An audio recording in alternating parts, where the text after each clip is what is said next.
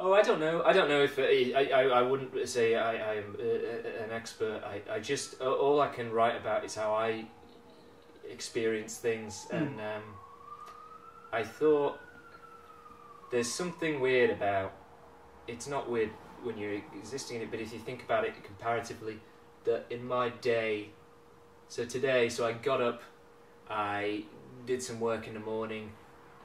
But in amongst that, I watched some bits and bobs on YouTube. I was listening to several different songs by several different artists. I flicked through a few books that were lying around, and then I got on the train and I was listening to music on the train. I was listening to a podcast on the train, so I listened to an interview with someone else about something else, and then I get here and I walk down the street, and I just before coming in, I've been in like 2 or 3 shops. I saw my friend. We talked about music and film, and we talked about jazz, and we talked about computer games and things, and there's something about like life didn't used to be like that. You would still meet people that, you know, say like 10, 20, 30 years ago, you would still meet your friends and talk about the things you're into, but there wasn't so much of it because the internet makes everything like immediate.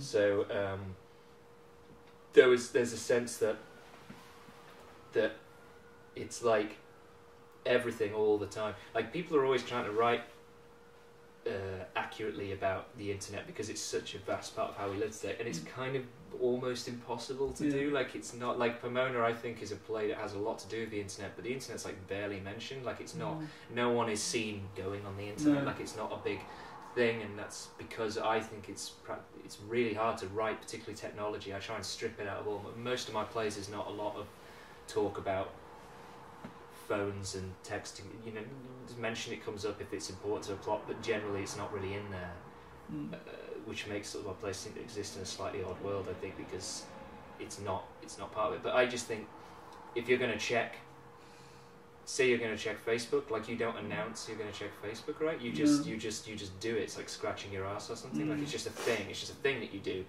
and it's quite so.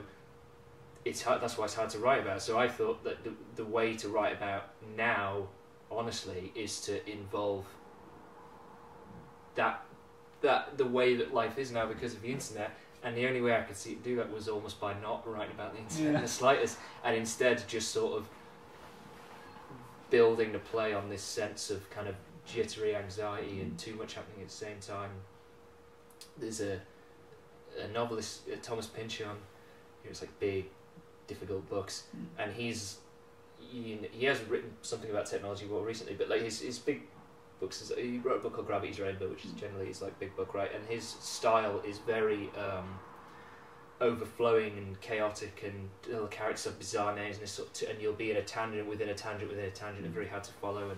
And I thought that he sort of wrote like how the world feels now. Like you know, that book was written like 1970 something, I think, and I wanted to play it feel a bit like that, like it was just, it's got its own plot and its own story and stuff, which I guess we'll go into, but like I wanted it to feel like it was slightly headachy, which is kind of how it can feel if you're plugged into everything, you know, particularly social media and everything.